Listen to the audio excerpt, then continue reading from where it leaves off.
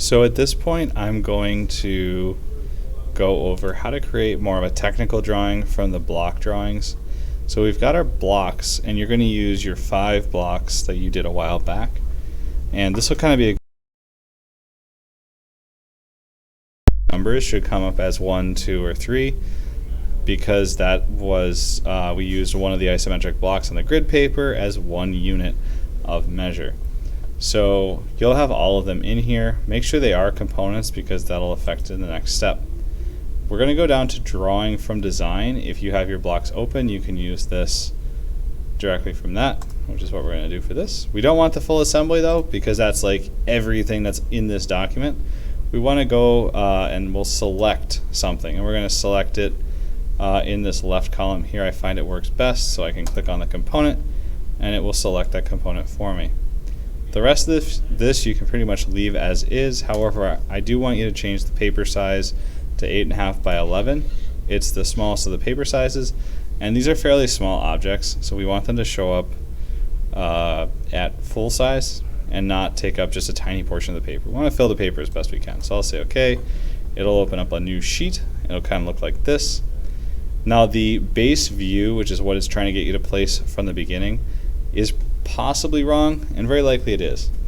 The base view that we want is going to be whatever view shows us the best angle of shape. So if I was to only give you one view to show me this object, which view would give me the best view of shape?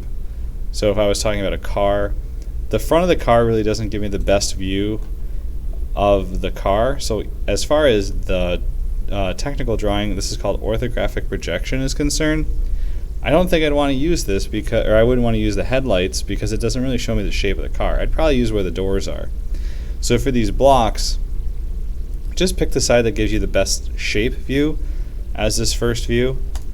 And as far as scale goes, if you find that it's too small, in the case of this piece of paper though, it's going to be the paper's going to be too small. So I'm going to leave it at 1 to 2, and it's doing its best to guess when I bring it in anyways. So I'll say OK. Change it to a line drawing, which is fine. We're going to add in 3 more views from here, and this is kind of coming back to something we did a while ago with coloring the different views. So I am going to go to projected view. This is orthographic projection. So selecting that base view, I can go up, I can go straight over, and I can come up to the corner, and then I can right click and say OK. You'll know your views are done right is if they move with your base view, and this will let them stay lined up because we want to show the same thing lined up. So you see on the right side and the front here, those line up perfectly, the top lines up perfectly. That's how an orthographic projection should be laid out, is the same feature is showed from 2 angles in perfect alignment with the other angles that show it. This view here, we really don't want to leave it kind of wireframe with the hidden lines. We can double click on it, and the way that I'll have you do it for now is just to change it. Whoops. You can change it either to visible edges or shaded. This is just kind of our easy view of what is this object, whereas this is going to give us more information on if we were to actually produce it.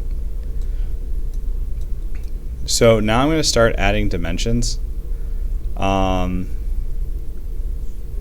So the dimension tools are here. These dimension tools are different than the dimension tools you've used before because these ones are only focused on asking how big something is. So if I use this here, it's just going to tell me how big that is. Now whereas your other ones you could drag them around a lot more, this one kind of has a default distance, so if I click on this, I don't really need to stretch it out or in, I can just leave it there. And you'll feel it kind of snap to a specific place. As far as rules for dimensioning at this point, you just want to try not to reduce, or you want to try to reduce duplicate dimensions. So if I go from, and this dimensioning is similar to the way that it is in the file, if I go from here to here and dimension that,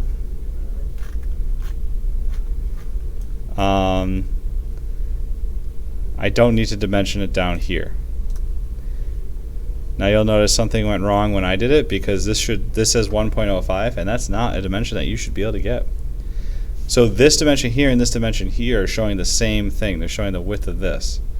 So if I right click and say OK, I can delete one of them, and if I was to actually have to build this, I could get that information anyways from a different view. You can also get information from a different view if it can be assumed or mathematically figured out. So if I do this down here and I know this up here, I can determine that this shelf distance is 2. It's telling me there because I'm hovering on it, but I know this whole thing is 3.05. I can subtract the 1.05 and get 2. Again, your dimensions should all be whole numbers. There are a couple of other ways to do dimensioning. If you go down and there's a kind of a drop down list, if we had things like circles, arcs, in some cases we can also stack dimensions, but we're not going to worry about this just yet for this one. So just worry about adding dimensions as best you can. If you have two that stack, you can do them in two different views, but we can also stack them somewhat, so I can do like one there and one here. That's one way to do dimensioning.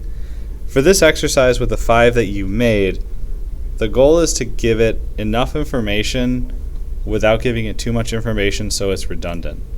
So right now, what I just did is I made this redundant by adding the 2, because now I've got this both, but I know this is 3.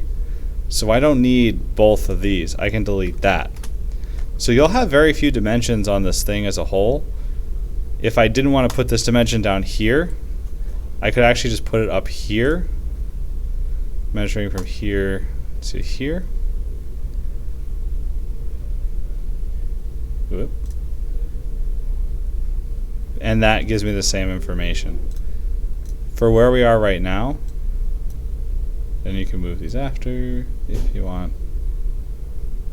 Oh, that's interesting. Yeah, we can leave it that way so they're continuous. Right now it is, and they'll stay with them as you move them. This is enough information, so if you had to build it, you could build it. This distance across on this right view is actually equal to the up and down distance on this view, just because of the way it's arranged. So I'm going to have you do this for each of your 5 blocks, and what I'm really looking for is that you can dimension it enough and not too much. So before you screenshot each of these and turn them in, you're going to want to make sure that it doesn't have duplication, and you will need to screenshot each one separately, so you'll be submitting 5 pictures of your blocks dimensioned. I shouldn't see the any decimal or any number that's not 1, 2, or 3 pretty much, because I believe that, well, there were some that were a little bit longer, but they'll all be whole numbers because we used each grid line as a full increment of measure. So let me know if you have any questions, and let me know how the recording quality is, because I'm trying out OBS.